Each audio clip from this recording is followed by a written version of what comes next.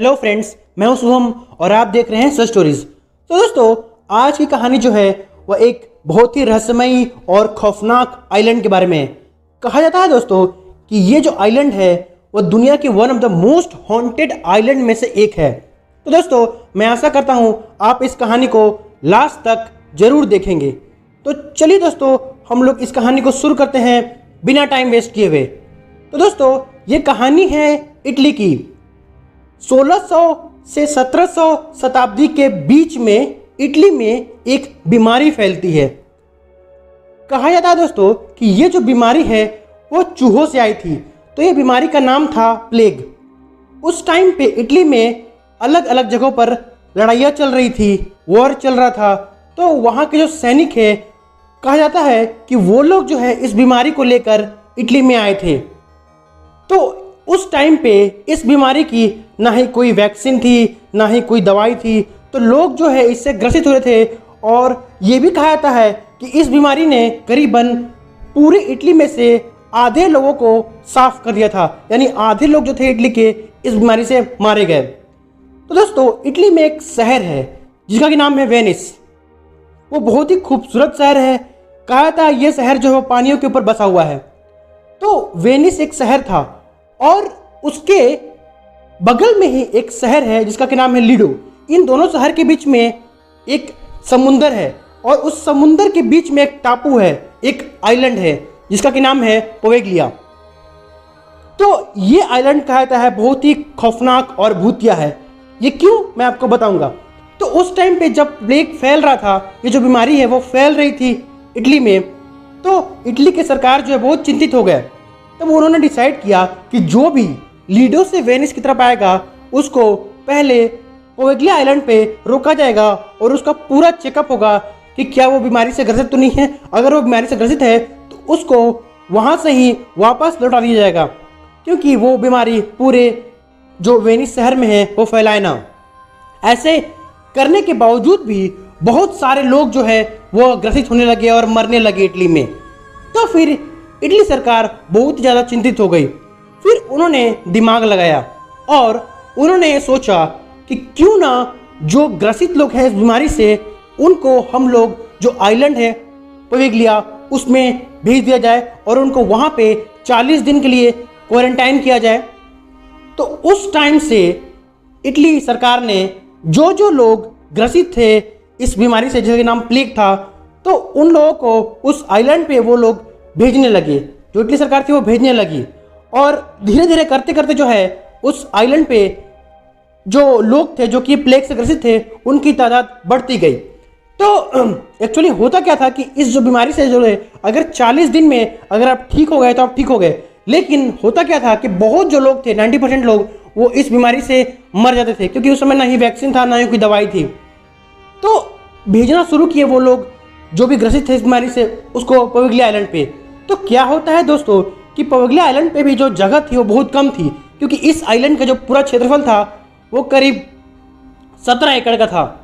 तो 17 एकड़ के आइलैंड में जगह थी वो उतने लोगों को रखने के लिए नहीं थी। और यहाँ पे जो थे वो बीमारी से ग्रसित जो लोग थे उनके चलते यहाँ पे जो है वो तादाद बढ़ती जा रही थी। कभी 10,000, उसके बाद फिर 20,000, फिर 30,000, ऐसे करते करते बढ़ते गए, लाखों में बढ़ते गए। फिर जो है इटली सरकार ने एक बड़ा ही अजीब और खौफनाक फैसला लिया। अब इटली सरकार ने यह फैसला लिया, उन्होंने बोला कि जो भी क्रिटिकल रूप से ग्रसित हैं इस प्लेग बीमारी से, जिनके कि बचने की चांस बहुत ही कम है, उनको मार दिया जाए, यानी उनको जिंदा जला दिया जाए। तो पहले तो उन लोगों के सामान यानी कपड़े वगैरह जो चीज़ को उन्होंने छुआ था उन सब चीज़ को जलाया गया। फिर धीरे धीरे करते करते जो लोग जो कि बचने वाले नहीं थे उनको जलाना शुरू किया गया जिंदा। हाँ, सोचिए दोस्तों, जिंदा जलाया गया उन लोगों को जिनके बचने के चांसेस नहीं थे, बहुत क्रिटिकल कंडीशन थे।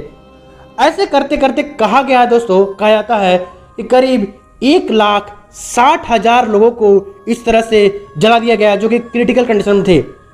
उसके बाद कुछ सालों के बाद धीरे धीरे करते करते करीब आधी इटली की आबादी जो है वो साफ हो गई थी इस प्लेग से, और ये प्लेग अंततः जो है वो खत्म हुआ। फिर उसके बाद जो ये आइलैंड है वहाँ पे आप सोच सकते हैं दोस्तों, 1,60,000 लोगों की हड्डियाँ, उनके जिस्म के जलने की बदबू और बहुत चीज़ें वहाँ थी, तो लोग का जो है खौफ उस आइलैंड के प्रति बहुत ज़्यादा बढ़ गया। इसलिए लोग वहाँ जाने से कतराने लगे और उस आइलैंड को इग्नोर करने लगे। उसके बाद कहा था दोस्तों कि एक ब्लैक फीवर नाम की बीमारी आई, जिसमें करीब जो है बहुत लोगों की जाने गई।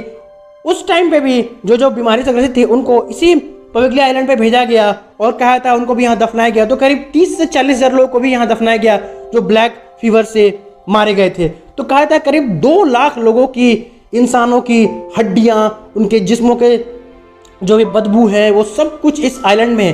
तो कहा था कि इस आइलैंड की जो मिट्टी है वो इंसानी हड्डी और इंसानी चीज़ों से बनी हुई है। तो ये सब सुनकर वहाँ के लोगों जो है वो देखकर जो है वो लोग जो है बहुत ही परेशान हो गए और लोग जो है वह इस आइलैंड में जाना छोड़ दिए। तब इटली सरकार ने तय किया कि अब लोग तो यहाँ पे आ नहीं रहे हैं और ये आइलैंड इतना खूबसूरत है, तो कैसे इस आइलैंड को गुलजार किया जाए फिर से। तो इटली सरकार ने एक दिमाग लगाया और वहाँ पे एक मेंटल हॉस्पिटल खोला।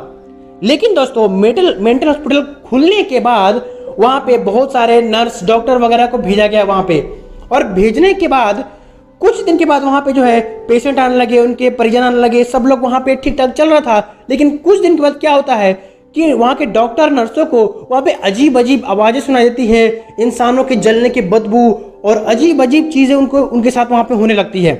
ये सब देखकर वो लोग जो है बहुत ही डर जाते हैं और बहुत सारे डॉक्टर तो पागल हो जाते हैं और वो लोग वहाँ से छुट्टी लेकर भागना शुरू करते हैं। धीरे धीरे करते करते करते 1960 में कहा था दोस्तों कि वो आइलैंड जो है वो पूरी तरह से खाली हो गया। सारे डॉक्टर नर्स जो थे सारे वापस आ गए, और जब डॉक्टर नर्स आ गए तो पेशेंट क्या करेंगे, तो पेशेंट भी जो है वहां से वापस आ गए। अब फिर आइलैंड जो था वो वीरान हो गया, भूताहा आइलैंड वीरान हो गया। तो इसके बाद क्या होगा दोस्तों, फिर सरकार ने सोचा कि ये आइलैंड इतना खूबसूरत है, इसको हम लोग लीज पर बेचते हैं। तो उन्होंने इसको लीज पर बेचने का डिसाइड किया। तो उसके बाद क्या हुआ कि स्विट्जरलैंड के एक आदमी ने इस आइलैंड को लीज पर खरीदा, लेकिन खरीदने के कुछ ही दिनों बाद उसके साथ एक बहुत ही खौफनाक घटना हुई और उसकी मृत्यु हो गई। और अचंभा की बात तो ये दोस्तों, उसकी जो लाश थी वो एक कारपेट में लिपटी हुई मिली। अब वो कैसे मिली ये पता नहीं, लेकिन वो इस तरह से मिली थी। उसके बाद एक जर्मनी के बिजनेसमैन ने खरीदा, खरीदने के कुछ दिन बाद उसको हार्ट अटैक से मौत हो गई। उसके बाद फिर एक स्विट्जरलैंड के किसी व्यापारी ने इस आइलैंड को खरीदा। उस खरीदने के बाद ही उसकी दिमागी हालत ठीक नहीं हुई और उसकी दिमागी हालत बहुत ही खराब हो गई, और उसके कारण जो है वो हॉस्पिटल में जाने के बाद वो आत्महत्या कर लिया।